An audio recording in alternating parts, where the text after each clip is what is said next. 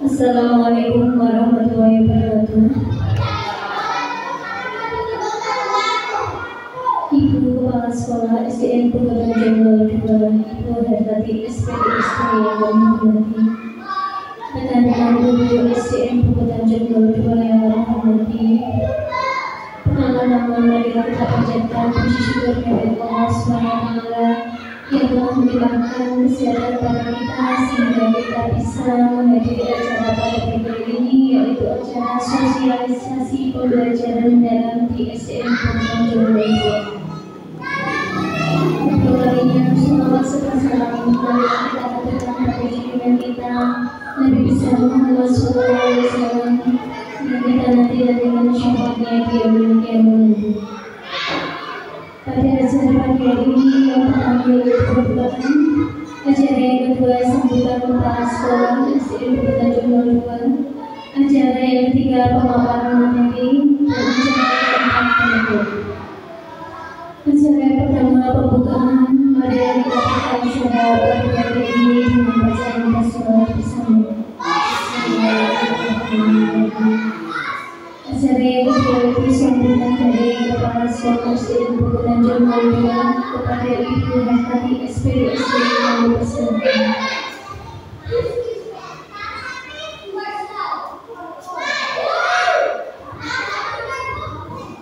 Terima kasih.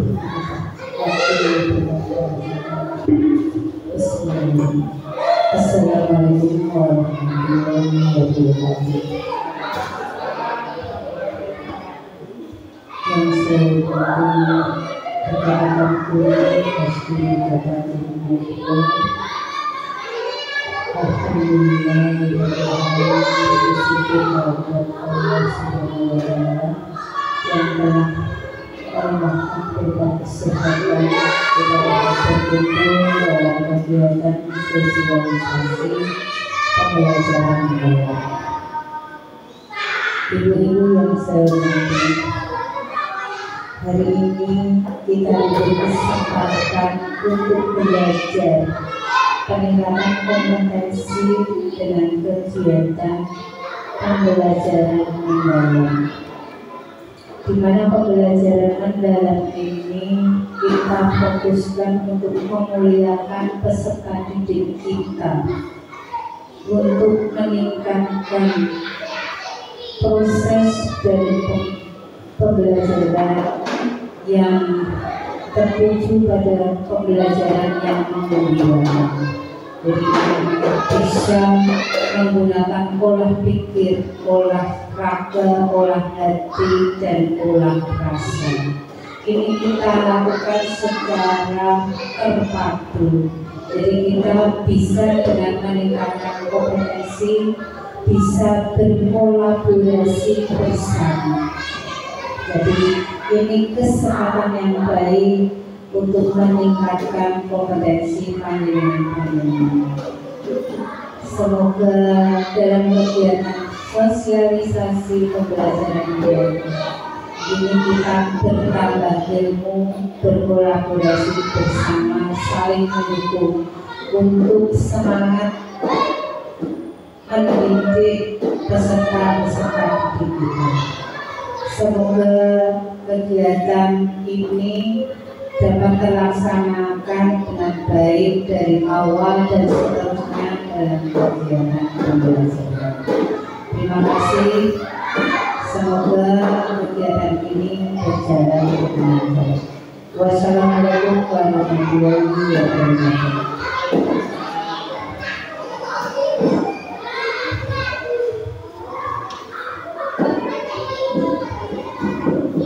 Terima kasih atas sambutan dari Kepala Sekolah. Menghormati acara yang kedua yaitu pemaparan materi yang nanti akan disampaikan oleh saya sendiri, Ibu Tri Rahmawati, dan juga Bu Ismawati dari SDN Purwokerto Jenderal 2. Yang pertama yaitu hakikat pembelajaran mendalam. Jadi di pembelajaran mendalam ini yang sudah sering kita dengar ya, sudah sering kita baca mungkin ya. Jadi pembelajaran mendalam merupakan pendekatan yang memuliakan dengan menekankan pada penciptaan suatu pembelajaran kisah hewan bermakna dan juga menggembirakan melalui olah pikir, olah hati, olah rasa, dan olah raga secara holistik dan terbagi. Jadi ada visualisasi tentang pembelajaran dalam. Jadi pembelajaran dalam itu bukan sebuah kurikulum. Jadi pembelajaran dalam ini adalah sebuah pendekatan pembelajaran. Jadi pembelajaran dalam ini bisa digunakan untuk pembelajaran di kurikulum merdeka maupun di kurikulum 13. Pembelajaran dalam nantinya akan melahirkan dimensi atau dimensi kelulusan yang terdiri dari keimanan dan ketakwaan terhadap Tuhan Yang Maha Esa, kewargaan, kreativitas, kemandirian, komunikasi, kesehatan, kolaborasi, penalaran kritis pada dimensi profil lulusan. Jadi diharapkan dengan pembelajaran dalam ini nanti siswa-siswa kita akan memiliki sifat-sifat atau dimensi profil lulusan. Prinsip pembelajaran dalam, yaitu dalam pembelajaran dalam kita harus mengedepankan, jadi menggembirakan. Pembelajaran itu harus menggembirakan untuk anak. Pembelajaran juga harus bermakna untuk anak, dan juga anak dalam pembelajaran harus memiliki sifat berkesadaran. Yang selanjutnya yaitu pengalaman belajar. Pengalaman belajar dan pembelajaran dalam ini bisa didapat melalui memahami, mengaplikasi, dan merefleksi. Yang keempat, kerangka pembelajaran. Kerangka pembelajaran ini sebagai panduan sistematis dalam menyusun kesan pembelajaran, meliputi praktek pedagogik, lingkungan belajar, pemanfaatan digital, dan pemikiran pembelajaran. Selanjutnya nanti akan dipaparkan oleh Bu Ismawati. Kepada Bu Ismawati kami persilakan.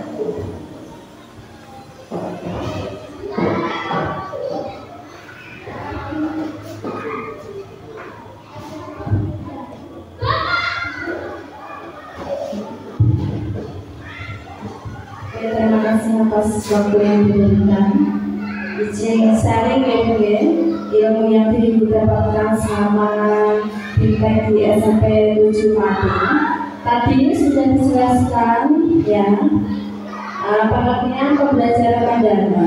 Nah, sekarang itu ada dua kata ya biasa yang sering kita dengar, itu ada pembelajaran mendalam sama deep learning. Ya, sebelumnya sudah pernah mendengar ya kata-kata itu ya. Nah, kira-kira antara deep learning sama pembelajaran mendalam itu sama apa tidak, Ibu-ibu? Nah, ini ada miskonsepsi ya pada guru-guru ya sebelumnya. Nah, di sini akan saya jelaskan. Kalau deep learning, ya, ya, kalau deep learning,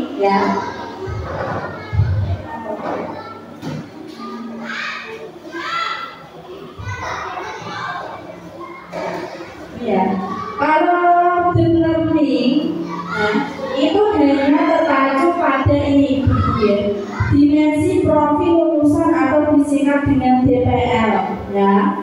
Nah, pada pembelajaran mendalam itu ada 8 dimensi profil lulusan. Yang pertama ya, keimanan dan ketakwaan kepada Tuhan Yang Maha Esa.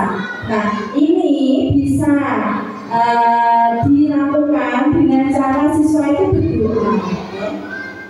Terus yang kedua, kewargaan. Kewargaan itu yang biasa kita lakukan itu adalah sebelum pembelajaran. Nah, biasanya itu kita menyanyikan lagu-lagu patriotik. Itu yang disebut kewargaan. Terus ini kreativitas, penalaran kritis sama kolaborasi itu bisa didapatkan ketika siswa itu dalam berkelompok. Nah, itu kan siswa mikir ya dalam kelompoknya. Terus kemandirian itu nanti bisa dalam kuis yang dijawab secara individu, terus kesehatan, ya ini dalam melakukan ini sesuai dengan sehat ya. Dan komunikasi selama pembelajaran mendalam itu.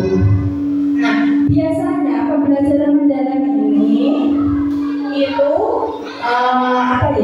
bisa dirumuskan dengan 8-3-3-4 ya. 8 itu apa? 8 ini dimensi profil lulusan. Nah, itu ada 8. Nah, nanti bisa dicatat ya Bapak Ibu, Ibu-ibu ya. Nah, terus 3 yang pertama adalah prinsip pembelajaran mendalam, yaitu harus berkesadaran, bermakna dan menggembirakan. Biasanya dalam pembelajaran mendalam itu berkesadaran itu dilakukan ketika sebelum pembelajaran. Misalnya siswa diputarkan lagu penenang pikiran agar siswa itu fokus. Nah, biasanya yang sudah saya lakukan itu saya putarkan seperti musik gemericik air gitu. Ya. Itu untuk membangun kesadaran siswa agar nanti siswa itu fokus dalam melakukan pembelajaran. Yang selanjutnya adalah bermakna. Bermakna di sini itu diartikan sebagai bahwa pembelajaran itu bukan hanya menghafal rumus, menghafal materi-materi bukan seperti itu. Yang diharapkan bermakna di sini itu pembelajaran yang bisa diingat siswa sepanjang hayat atau sepanjang hidupnya. Dan selanjutnya adalah menggembirakan. Nah, ini sudah pernah kita lakukan ya. Menggembirakan itu bisa tadi memberikan kuis-kuis ya, atau memberikan SBT ya, agar siswa itu merasa gembira. Yang selanjutnya nih, 3 yang kedua adalah pengalaman belajar, yaitu memahami, mengaplikasi, merefleksi. Memahami itu biasanya kita lakukan sebelum pembelajaran. Nah, siswa itu kita tanya, pembelajaran sebelumnya kita belajar tentang apa? Pertanyaan apa itu namanya? Pemantik ya. Nah, itu yang dinamakan memahami. Terus mengaplikasi itu yang akan kita lakukan ya, atau percobaan yang akan dilakukan siswa. Nah, itu disebut mengaplikasi. Yang selanjutnya adalah merefleksi. Nah, merefleksi itu biasanya kita lakukan di akhir pembelajaran ya. Nah, setelah pembelajaran biasanya kan kita ada refleksi kepada anak-anak. Bagaimana pembelajaran hari ini, menyenangkan atau tidak? Nah, seperti itu. Atau siswa bisa mengisi refleksi diri, asesmen refleksi diri atau asesmen refleksi teman sebaya. Ya, ini tadi ya, ini 8, ini 3, terus ini 4. 4 itu kerangka pembelajaran ya. Ada 4. Yang pertama praktik pedagogis, kemitraan pembelajaran, lingkungan pembelajaran, dan pemanfaatan digital. Nah, dalam pembelajaran mendalam itu harus ada ini, 4 kerangka ini. Kalau nggak ada ini ya bukan disebut pembelajaran mendalam. Nah, yang pertama adalah praktik pedagogis. Nah, itu biasanya yang sudah kita lakukan ya Bapak Ibu ya. Ya, biasanya sebelum pembelajaran kita menggunakan model pembelajaran apa? Misalkan contohnya bisa menggunakan pembelajaran model kontekstual learning atau menggunakan PBL ya, problem based learning atau project based learning ya, inquiry learning dan lain sebagainya. Itu yang disebut praktek pedagogis. Yang seterusnya kemitraan pembelajaran. Nah, kemitraan pembelajaran ini bisa dari siswa sama guru, itu juga disebut mitra ya. Nah, atau kita bermitra dengan orang tua siswa. Nah, kalau kemarin pas ketika feedback yang disebut kemitraan pembelajaran, itu misalkan begini Bapak Ibu, mari dicontohkan. Misalkan dalam pembelajaran kincir angin. Nah,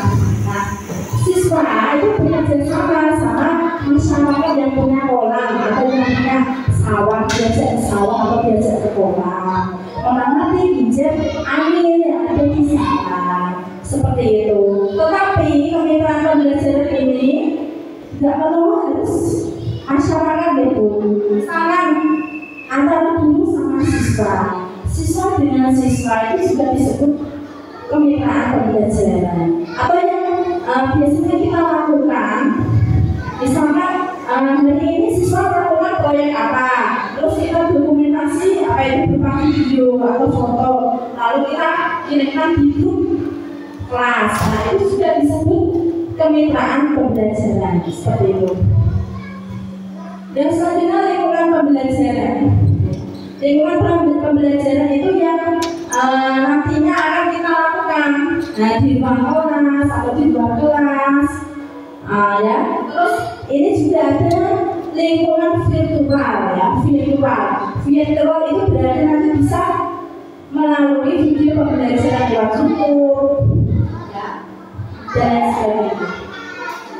Yang selanjutnya pemanfaatan digital. Nah, dalam pembelajaran mendalam ini kok sepertinya kok wajib gitu, ibu-ibu ya, ada pemanfaatan digital, ya, karena siswa sekarang itu kan udah pada melek teknologi ya, jadi gurunya juga harus melek teknologi, ya. Nah, dalam RPP yang bisa disebut RPM, ya.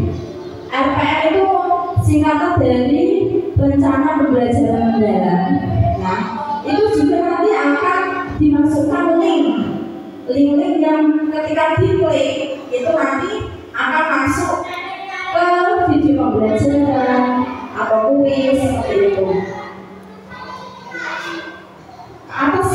Ke atas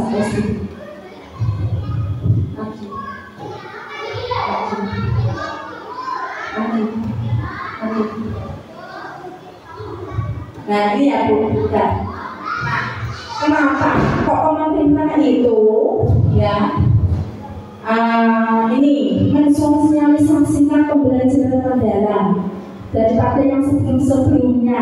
Nah, sebelumnya pembelajaran mendalam itu kan bukan kurikulum gitu, tapi pendekatan dalam pembelajaran. Jadi bukan disebut kurikulum. Nah, ini alasannya Bapak Ibu oleh pemerintah. Nah, kenapa ada pembelajaran mendalam? Ini berdasarkan survei hasil PISA 2022. Nah, ini ya, keterampilan murid Indonesia itu tingkat literasi sama numerasinya itu sangat rendah, Ibu-ibu ya. Nah, ini murid Indonesia sebanyak 99% itu hanya bisa menjawab soal level 1. Level 1 itu hanya menghafal Bapak Ibu, misalkan jelaskan pengertian gempa bumi, gitu. Itu kan hanya menghafal ya. Nah, itu 99% itu siswa hanya bisa menjawab soal level 1 berdasarkan hafal. Sedangkan kurang dari 1%, ya, siswa itu bisa menjawab soal level 4 atau 6. Level 4 atau 6 itu yang menganalisis itu, soal menganalisis seperti itu. Untuk selanjutnya agar lebih jelas nih Bapak Ibu ya, kita akan ke rencana pembelajaran mendalam yang telah saya buat. Pembelajaran mendalam. Ini yang telah saya buat Bapak Ibu. Nah, dalam menyusun ini perangkat pembelajaran mendalam, ini dimensi kelulusan, ya, yang tadi 8, ya, itu 8 tadi itu tidak harus semuanya dicantumkan Bapak Ibu ya. Tergantung nanti apa yang akan kita lakukan dalam pembelajaran. Ini. Terus tolong sarana. Ada sarana tadi ke atas Bu. Pelan-pelan. Ini ya. Nah, ini sarana prasarana ini yang tadi saya sebutkan Bu ya. Ada itu tadi pemanfaatan digital ini saya cantumkan berupa link yang nanti ketika diklik itu langsung ke video pembelajaran dengan sebagainya. Terus ini ya menggunakan LCD ke bawah Ini. Nah, ini karena saya menggunakan pembelajaran diferensiasi, ya, jadi saya kelompokkan menjadi 3 kelompok atau kelompok visual, audio, kinestetik. Nah, tujuan pembelajaran ya yang sebelumnya sudah kita lakukan ya, ada RPP yang sebelumnya, terus tahu. Nah, dalam pembelajaran mendalam itu ada seperti itu, pemahaman bermakna. Pemahaman bermakna itu biasanya kita kaitkan dengan lingkungan siswa sehari-hari. Nah, pertanyaan pematik itu seperti itu. Apa manfaat perkalian? Nah, seperti itu. Terus asesmen. Dalam RPM atau tadi ya cara pembelajaran mendalam itu asesmennya harus jelas, harus dicantumkan ya. Yang ini yang pertama asesmen awal atau biasa disebut asesmen as learning ya. Nah, di sini bisa menggunakan ini penilaian non-kognitif sama penilaian kognitif awal. Nah, ini nanti biasanya ditampilkan di RPM itu. Pada RPM sebelumnya tidak ada seperti ini ya. Terus asesmen proses ya. Asesmen proses itu selama siswa dalam berkelompok ya. Nah, saya menggunakan ini Bu. Penilaian sikap sama penilaian presentasi. Terus asesmen akhir ya. Asesmen proses ini tadi disebut juga asesmen for learning ya. Terus asesmen akhir itu juga harus dicantumkan ya, atau assessment of learning-nya. Nah, ini saya menggunakan penilaian formatif, penilaian refleksi diri tadi yang di akhir pembelajaran siswa mengisi, sama penilaian kemampuan. Nah, dalam RPM juga harus ada lintas disiplin. Nah, dalam pembelajaran itu dikaitkan dengan mata pelajaran yang lainnya. Nah, ini tadi seperti saya ini pertanyaan, ya. Saya kaitkan dengan pembelajaran pendidikan Pancasila, ya. Konsep empati, peduli sesama teman. Terus seni budaya ini ya, melalui mimik wajah dan gerak tubuh. Nah, ini tadi ya, selanjutnya praktek pedagogis ya. Ini saya pendekatannya pembelajaran mendalam, modelnya pakai kooperatif learning, metode diskusi. Kemitraan pembelajaran ini pakai teman sebaya dalam. Nah, harus seperti ini Bu, harus lengkap dalam penyusunan RPM-nya. Kemitraan pembelajaran, lingkungan pembelajaran. Betul? Nah, ini pemanfaatan digitalnya juga harus dicantumkan. Nah, tapi udah pakai apa gitu. Dan apa lagi Bu? Nah, terus seperti ini juga Bu, ya. Seperti yang tadi saya jelaskan, misalkan siswa memilih apa yang berdoa sebelum belajar itu termasuk apa? Dimensi keimanan dalam di DPL atau dimensi profil, termasuk dimensi keimanan. Nah, seperti ini apa ini? Di burung. Terus ini pembahasan eksponensial, dimensi keluargaan. Nyanyikan lagu nasional. Nah, karena saya itu menggunakan lagu, nah, jadi saya berikan link lagunya, gitu. Seperti ini, bisa terlihat. Nah, ini untuk kesadaran saya menampilkan ini ya, suara dimensi alur pada siswa untuk membangun fokus seperti ini. Nah, terus ini pembelajaran. Nah, gini tuh ya, untuk sifat-sifatnya juga harus jelas. Misalnya kooperatif learning itu memakai apa, itu harus jelas. Dan itu termasuk apa, prinsip apa dalam pembelajaran mendalam tadi berdasarkan kursus 8334. Nah, seperti ini. Misalkan penyajian informasi, berarti termasuk prinsip memahami dan mengaplikasi. Nah, saya menggunakan PowerPoint, berarti pemanfaatan digital. Saya sertakan link seperti ini. Dan kira-kira sudah hampir sudah.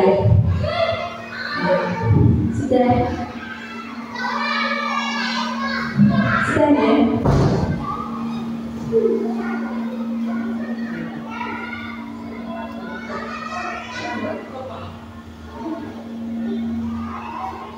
Ya seperti ini ya Bapak Ibu ya. Nah, harus ada ini dalam kurungnya. Ini coba di bawah itu. Nah, ini nanti ya Bapak Ibu contoh asesmennya bawah itu. Nah, coba saya perlihatkan contoh asesmen awalnya ke bawah lagi. Nah, ini juga harus disambungkan ke bawah lagi Bu. Nah, ini ya.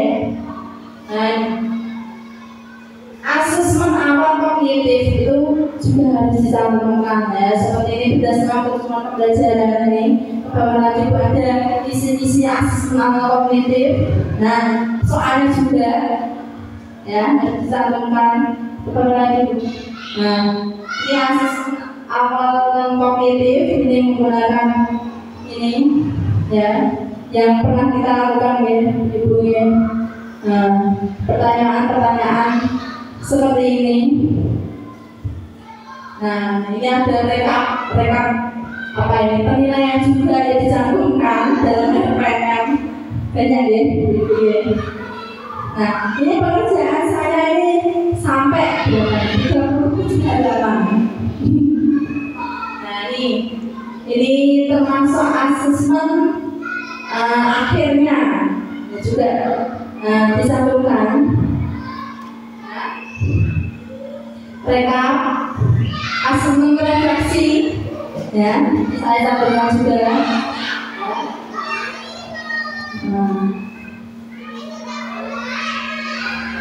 Ini asesmen penilaian termasuk daya.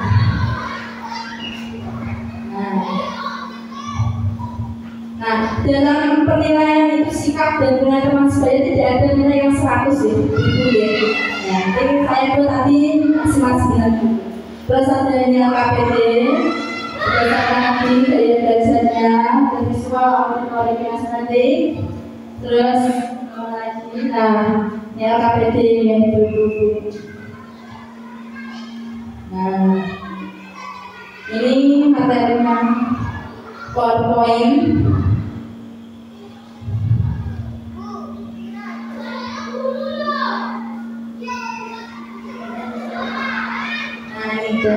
Sebagai itu semua.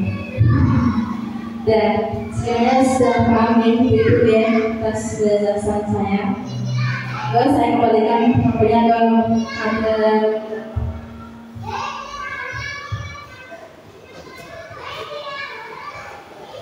Terima kasih pemaparan dari Ibu Ismawati yang sudah sangat detail sampai dengan RPM-nya tadi. Menemani acara yang keempat yaitu penutup. Marilah kita tutup acara pada pagi ini dengan bacaan negara bersama-sama. Semoga pemaparan materi dengan pembaca negara ini bisa bermanfaat untuk kita semua dan dapat kita praktekkan di kelas kita masing-masing. Saya sebagai pembawa acara mohon maaf kalau tidak ada salah kata dalam membawakan acara pada hari ini. Wassalamualaikum warahmatullahi wabarakatuh.